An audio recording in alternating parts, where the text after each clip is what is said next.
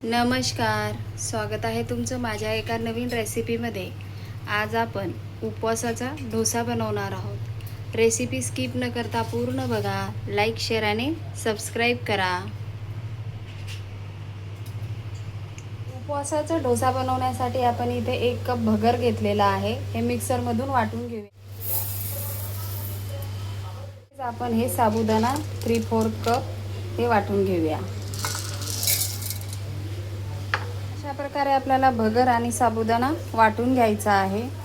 वाटून घेतलेलं भगर आणि साबुदाणा एका भांड्यात काढून घेऊया।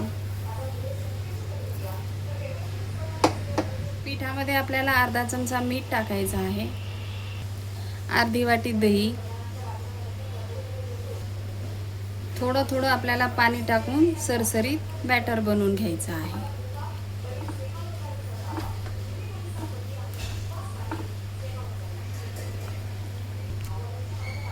आपण आता या पिठाला 10 मिनिटं झाकून ठेवणार आहोत। नंतर डोसे बनवायला घेऊया।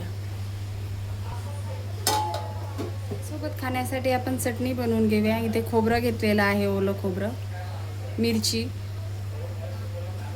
शेंगदाण्याचं कूट, चवीनुसार मीठ, 1 चमचा दही मिक्सरमधून फिरवून घेऊया। चटणी वाटताना आपण अर्धी वाटी याच्यामध्ये पाणी टाकून वाटून घेऊया। चटणी छान अशी वाटून घेतलेली आहे। उपवासाचा डोसा बनवण्यासाठी मी गॅसवर तवा ठेवलेला आहे, लोखंडाचाच तवा ठेवलेला आहे मी इथे। पाण्याचा हापका मारून घेऊया। तव्याला पुसून घेऊया।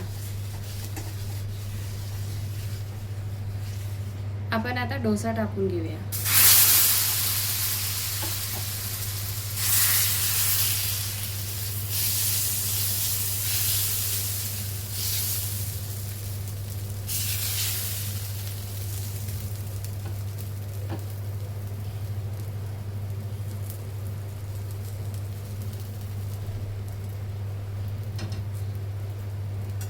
तेल सोडून घेऊया डोशाच्या बाजूने।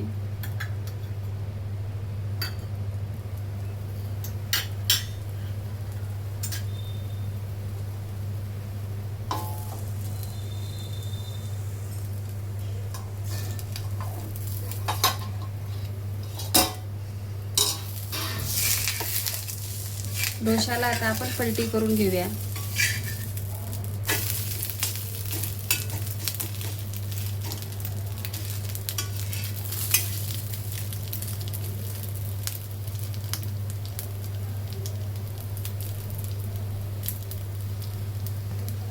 पाच मिनिटांमध्ये मस्त असा कुरकुरीत डोसा होतो।